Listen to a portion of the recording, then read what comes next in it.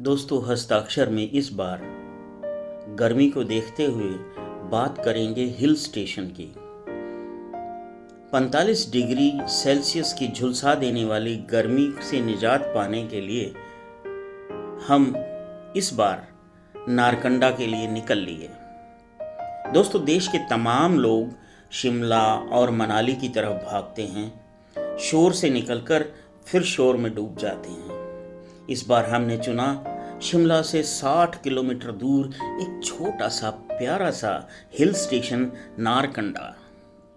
दोस्तों, मेरी तलाश हमेशा हाशिए से बाहर रहती है।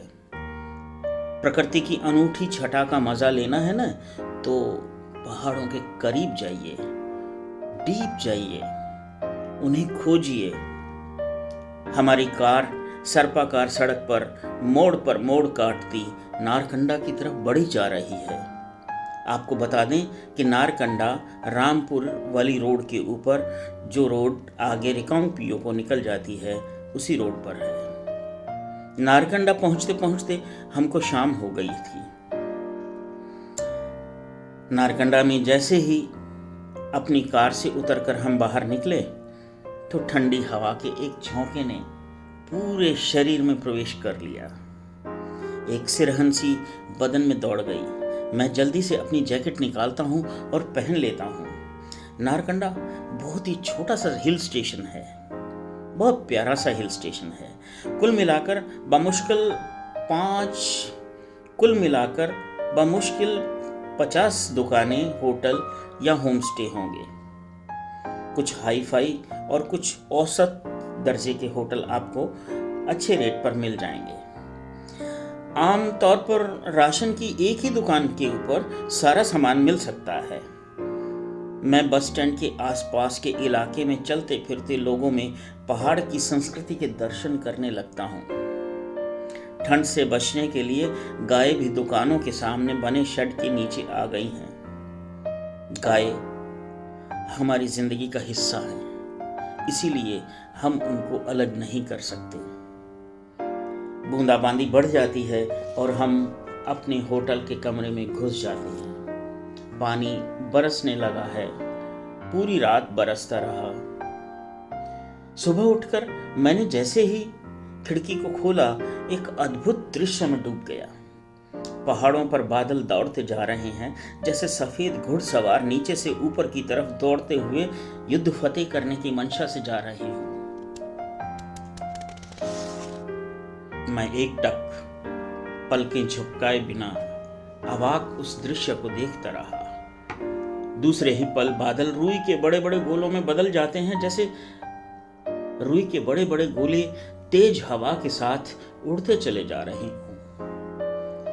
ये लो, आसमान साफ हो जाता है और बादल बरसात को पीछे छोड़ जाते हैं। हिंदी सिनेमा में बरसात के सैकड़ों गीत बने हैं, सब ऐसे ही मौसम में याद आ जाते हैं।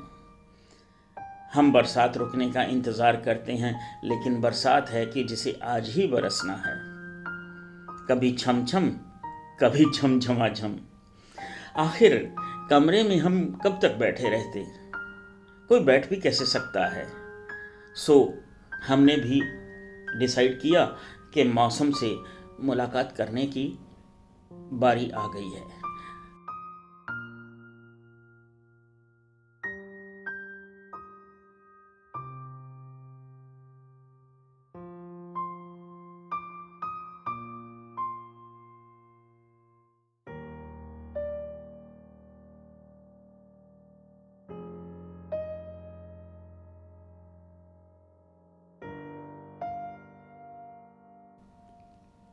कुछ भी हो साहब, यहाँ आकर यहाँ के दृश्यों में मन कहीं खो सा गया।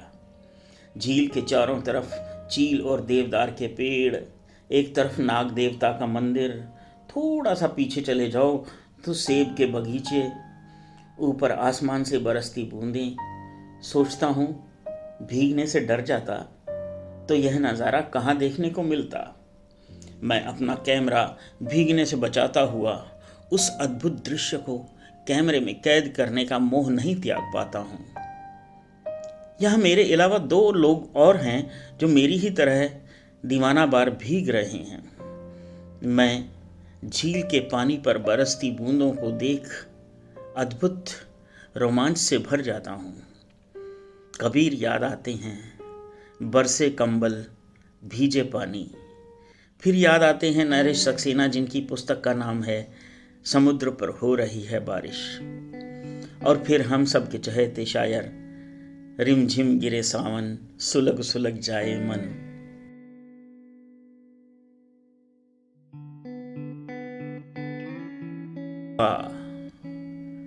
वाह, मन पर जमी धूल जैसे धुल गई है। मैं रुक जाता हूँ। पैरों के नीचे पाइन के फूल हैं। ध्यान लगाता हूँ। बारिश की बूंदों की आवाज़ सुनता हूँ। पाँव के नीचे की धरती गलीचे सी हो चली है। हवा का एक झोंका मेरे गालों को छूते हुए न जाने कहाँ गायब हो गया है। सामने एक हिमाचली महिला चली आ रही है। वह नाग देवता के मंदिर के सामने से गुजरते हुए माथा टेकती है। मेरा मन अब कहीं और जाने का नहीं है, लेकिन जाना तो फिर भी है। जाते हुए देखता हूँ सेब के पेड़ों को ओलावृष्टि से बचाने के लिए जाल डाल दिए गए हैं। सेब पर एक भी दाग लग जाए तो कीमत आधी रह जाती है। अब यार, दाग किसको अच्छे लगते हैं? सेब को भी क्यों लगेंगे। हम मस्ती करते हुए वापस नारकंडा की तरफ चल पड़े हैं। नारकंडा पहुंचते पहुंचते शाम हो चली है, लेकिन पानी अब भी बरस रहा है। मैं एक दुकान पर चिप्स और कुरकुरे के पैकेट देखता हूँ।